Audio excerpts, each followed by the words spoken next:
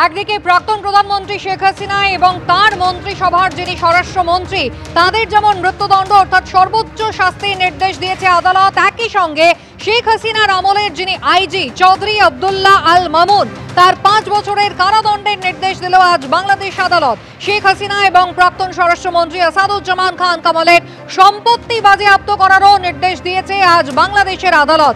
1 মাস ধরে চলেছে সওয়াল জবাব, 453 পাতার রায় যা আজকে 6 ভাগে পড়া হয়েছে এবং আজকে সর্বোচ্চ সাজা দেওয়া হলো প্রাক্তন প্রধানমন্ত্রী শেখ হাসিনাকে। মৃত্যুদণ্ড দেওয়া হয়েছে তাকে এবং তার মন্ত্রিসভার তৎকালীন যিনি স্বরাষ্ট্রমন্ত্রী ছিলেন দুজনের মৃত্যুদণ্ড এবং তার সময়কার যিনি আইজি ছিলেন তার 5 বছরের কারাদণ্ডের নির্দেশ দিয়েছে বাংলাদেশের আন্তর্জাতিক অপরাধ ট্রাইব্যুনাল। অর্ণব মুখোপাধ্যায় সরাসরি আমাদের সঙ্গে। অর্ণব, দেখো, আইজিপির কথা বলা হচ্ছে, মামুন যার কথা বলা হচ্ছে, মূলত পুরো যে প্রক্রিয়া, যদি আদালতের প্রক্রিয়ার দিকে নজর রাখো তাহলে দেখবে যে তিনি ডিসক্লোজার করেছেন, তিনি সব কিছু বলেছেন এবং এক্ষেত্রে যেটা খুব গুরুত্বপূর্ণভাবে বলা হচ্ছে একদম উচ্চস্তর থেকে নির্দেশ এসছিল মধ্যস্তরের কাছে, অর্থাৎ এখানে হায়ারার্কি মেনটেন করা হয়নি এরকম বলা হচ্ছে।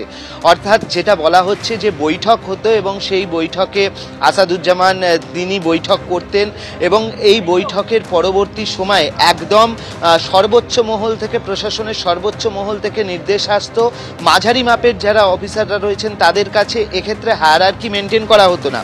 এবং কে মামুন বলছেন, এই যে আইজিপি যিনি বলছেন, যিনি সব কিছু নাকি ডিসক্লোজার করেছেন, তিনি হচ্ছেন একমাত্র, এই যে 3 জনের মধ্যে তিনি একমাত্র যিনি হচ্ছেন তাদের হেফাজতে, অর্থাৎ হচ্ছে তোমার পুলিশের হেফাজতে রয়েছে। সুতরাং এই জায়গা থেকে আওয়ামী লীগের পক্ষ থেকে বলা হচ্ছে যে এই সমস্ত স্বীকারোক্তি বস্তুত হচ্ছে চাপের মুখে স্বীকারোক্তি করানো হয়েছে, যে স্বীকারোক্তির ওপর ভিত্তি করে সমস্তটাকে সাজানোর চেষ্টা হচ্ছে, এই সমস্ত স্বীকারোক্তি হচ্ছে চাপের মুখে করা হয়েছে। একদিকে যেরকম ভাবে দেখা যাচ্ছে যে হাসিনা বিরোধী যারা রয়েছে, তোমায় একটু বিরোধ করছি, ব্রিগেডিয়ার দেবাশিস দাস এই মুহূর্তে আমাদের সঙ্গে রয়েছেন সরাসরি। ব্রিগেডিয়ার দাস, একেবারে অপরাধ হচ্ছে মানবতা বিরোধী, প্রায় 1 মাস ধরে সওয়াল জবাব হলো, দেশত্যাগী এই মুহূর্তে প্রাক্তন প্রধানমন্ত্রী বাংলাদেশের শেখ হাসিনা, তিনি এবং তার সময়কার যিনি স্বরাষ্ট্রমন্ত্রী দুজনের মৃত্যুদণ্ড, তার সময়কার যিনি আইজি ছিলেন তার 5 বছরের কারাদণ্ড হয়েছে। কি বলবেন? বাংলাদেশ একেবারে অশান্ত, উত্তপ্ত। দেখুন, এই ক্যাঙ্গারু কোর্ট বাংলাদেশ চালিয়েছে, 3 জনের বিরুদ্ধে 5টা অভিযোগ আছে। বেসিক্যালি উস্কানি দেওয়া এবং মানুষকে গুলি করে মেরে ফেলা, আলাদা আলাদা 4টে অভিযোগ, আর একটা উস্কানি প্ররোচনামূলক।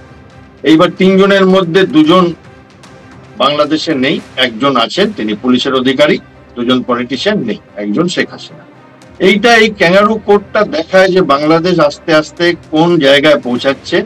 কারণ এর আগে আপনি যদি দেখেন, পাকিস্তানে হয়েছিল, পারভেজ মুশারফের লাইফ সেন্টেন্স হয়েছিল, আরো ইমরান খান এই মুহূর্তে জেলে আছে এবং পাকিস্তানে এটা একটা ট্র্যাডিশন এবং পাকিস্তানের লোকেদের পথেই মোহাম্মদ ইউনূস চলছে। কোথাও যেন আমার মনে হয় যে পাকিস্তানের উনি রিপ্রেজেন্টেটিভ হয়ে গেছেন এবং সেইভাবেই এরা কাজ করছে এবং একটা দেখানো হচ্ছে যে ডেমোক্রেটিক্যালি ওনাকে পানিশমেন্ট দেওয়া হবে। আমার মনে হয় এটাতে কিছুই হবে না, আলটিমেটলি আওয়ামী লীগকে বার করবার একটা প্ররোচনা এবং আস্তে আস্তে জামায়াতে ইসলামী এবং বিএনপি এবং মোহাম্মদ ইউনূস এবং এনাদের যে নতুন পার্টি ছাত্রদের, এইটা মিলিয়ে একটা ইলেকশনের নামে প্রহসন করবে। কারণ যে দলটিকে তারা বাদ দিয়েছে তাদের তো 40-50% প্রায় ভোট, তো তারা তো বাদই পড়ে গেল আর কি। তাই সেই দলটি নেই, তো তারা এখন কাকে ভোট দেবে?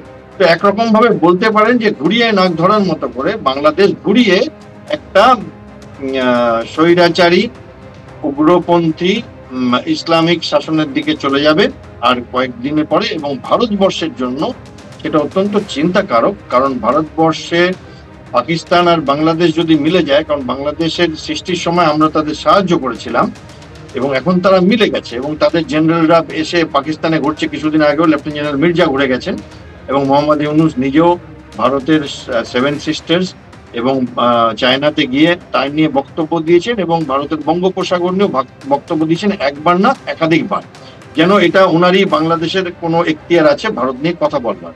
ভারত কিছু অ্যাকশন নিয়েছে নিজেদের ডিফেন্সে, কিছু ইকোনমিক অ্যাকশন নিয়েছে, কিছু মিলিটারি পোস্ট খোলা হয়েছে, আপনারাই দেখিয়েছেন। কিছু এক্সারসাইজ করা হয়েছে, বাট আরো করা হতে হবে, আরো সাবধান হতে হবে। কারণ বাংলাদেশের অভ্যন্তরীণ মামলায় আমরা হাত দেবো না বললেও আমাদের হাত দিতে হয়, কারণ বাংলাদেশের প্রধানমন্ত্রী শেখ হাসিনা তো ভারতের কাছে আছে। তো ফলে একেবারে যে গা পাচিয়ে চলতে পারবো তাই না, ফলে ভারতকে নিশ্চয়ই কড়া ব্যবস্থা নেব, ভারত এই ব্যাপারে ওয়াকিবহাল। এবার আসি যে কি বাংলাদেশ আর পাকিস্তান দুজনে মিলে যদি একসাথে চীনের মদতে ভারতকে উত্তপ্ত করে তাহলে কি আমরা পারবো? হ্যাঁ, আমরা পারবো। আমাদের সেই সামরিক ক্ষমতা আছে, সেই ইকোনমিক ক্ষমতা আছে, তিনটেকে একসাথে দেখবার জন্য।